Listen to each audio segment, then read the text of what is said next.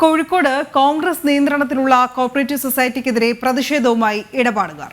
നിക്ഷേപിച്ച പണം പിൻവലിക്കാൻ സാധിക്കാത്തതിനാലും നറുക്ക് ലഭിച്ച പണം ലഭിക്കാത്തതിനാലും സൊസൈറ്റിയുടെ മുൻപിൽ ഇന്ന് ധർണ നടത്തും. കോഴിക്കോട് മാത്രയിലുള്ള മലബാർ നിർമ്മാണ തൊഴിലാളി കോഓപ്പറേറ്റീവ് സൊസൈറ്റിക്കെതിരെയാണ് പ്രതിഷേധം. 2019 MK രാഘവൻ MP ഉദ്ഘാടനം ചെയ്ത സ്ഥാപനമാണ് മലബാർ നിർമ്മാണ തൊഴിലാളി കോഓപ്പറേറ്റീവ് സൊസൈറ്റി. എന്നാൽ കഴിഞ്ഞ 10 മാസമായി ഇതിന്റെ പ്രവർത്തനം ശരിയായ രീതിയിലല്ലെന്ന് ഇടപാടുകാർ പറയുന്നു.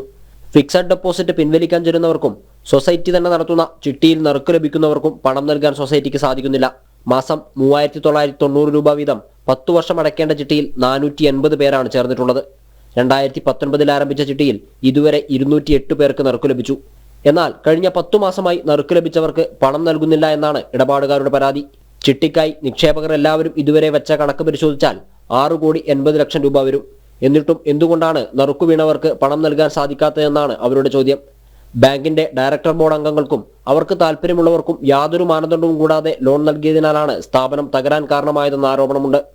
കഴിഞ്ഞ ദിവസം പരാതികളുമായി ബാങ്കിന്റെ മുന്നിൽ ഇടപാടുകാർ കൂട്ടം കൂടിയതിനെ തുടർന്ന് പോലീസ് സ്ഥലത്തെത്തിയിരുന്നു. തുടർന്ന് പന്തീരാങ്കാവ് പോലീസ് സ്റ്റേഷനിൽ CIയുടെ നേതൃത്വത്തിൽ ബാങ്ക് ഭരണസമിതി പ്രതിനിധികളെയും ഇടപാടുകാരെയും ഉൾപ്പെടുത്തി ചർച്ചയും നടത്തി.